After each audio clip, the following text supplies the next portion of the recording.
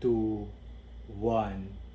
Mr. Speaker, ladies and gentlemen, the average cost of a vacation over the past 100 years has significantly declined, democratizing access to these opportunities. This is amidst the advent of things like low-cost carriers like Cebu Pacific, AirAsia, Scoot, or Indigo, things like budget hotels and Airbnb, and the full range of experiences that cut across all market segments, whether this be high and expensive for the rich, moderately priced for the middle class or the average person, or low or cheaper for those who are poor but still want to be able to travel and see the beautiful world that we live.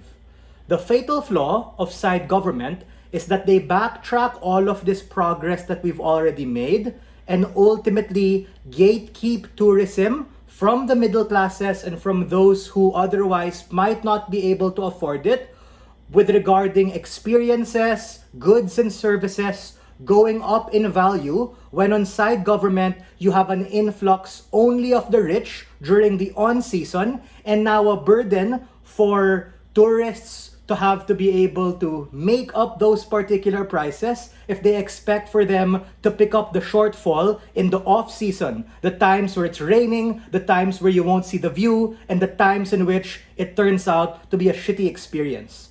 On-side government, you have the gentrification of tourism, and this leads, ladies and gentlemen, to the inflation or increase in prices of everything.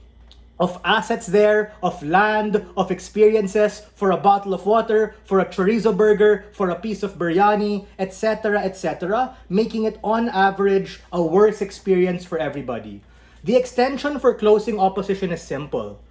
We are going to talk about that if you are a developing nation like many parts in Southeast Asia or countries in Latin America and some parts of Africa, and as the info slide says, you are a major tourist destination, you really want to be able to play the numbers game, and it's unstrategic just to limit it on this high value but low volume kind of game.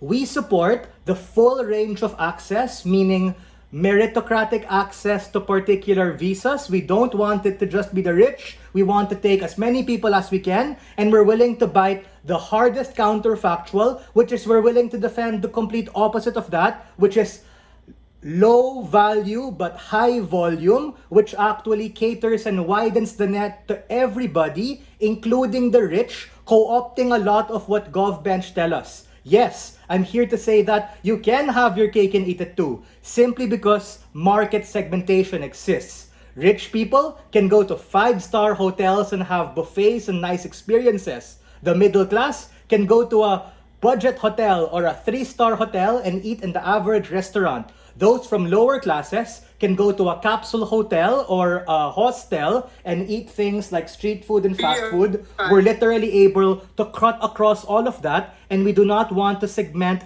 based on socio-economic class or money you have in the bank, something that gets harder on your side. I'll take you later. I'm still doing my thing. Why is this the case? Number one, it's precisely because of the seasonality that side opening government told you about, right? Meaning if their model is okay, when it's on season or sunny, the rich people can come here, prices probably go up domestically and internationally because those players want to be able to milk money from them. Meaning, why will I sell them a t-shirt or a piece of fruit for the true market cost? I can raise it by 5-fold. These white guys, Americans and Europeans, they have a stronger currency, they make more money. But then, they try to have their cake and eat it too, where they responded to me and said, no, in our setup, when it's the off season, it's gonna be raining, it's gonna be for the poor, prices are gonna, go down and be able to rubber band, it's gonna be fair and fine. But if you intuition pump and ask, what incentive do these locals who already made money from these people have to be able to lower prices and make everything fine?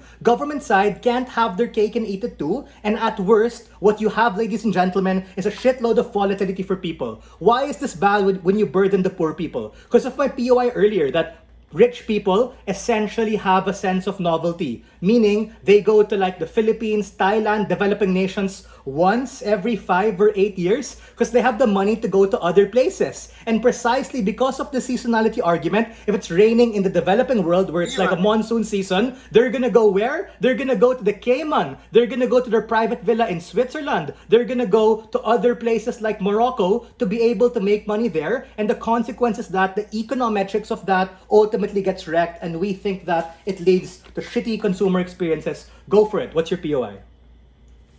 So basically, you are protecting global tourists who are you are saying that global tourists who cannot afford to go to tourists would have bad experiences. Our claim is that people who are domestically living in these developing countries get direct money and they can use this money to improve their lifestyles. These domestic people you care about are the ones who literally face the gentrification and the increase in prices of land and increase in prices of opportunity. If you're saying, oh no man, what we're saying is we make their quality of life better because white people come here, etc., then that's where you unlock the rather off-tangent extension coming from closing government, wherein these like cool, chill, hidden gems which are non-mainstream destinations of which those people you care about live and are being happy, you literally wreck it for those people because those people don't consent to the white man coming here and whitewashing all of these things, and the average price of a steak or a cow or water increasing and going up. Our comparative is very simple. We don't want to continue catering just to those people. We democratize the market segment and allow everyone fair particular access. On-site government, it becomes outcome dependent on these particular rich people having to spend a lot of money. And for the reasons I told you, rich people can also be very cheap and thrifty and have this sense of novelty, which makes them not a sticky particular market. We think that ultimately on our side, what we prove to you is what exactly we mean by actually supporting this particular policy. That is to say, we reject the lens of that. We want to open this particularly up, wherein we allow the particular markets to be able to do its thing, and we don't want it prone to these boom and bust cycles that make it ultimately harder for the average or poor individual to get access to opportunities. So, whether you're a domestic person living there, for instance, or you're someone on the other side of the world trying to save money to be able to go to those travel, you ultimately make it harder for people to reach it. We are very proud to stand inside opposition.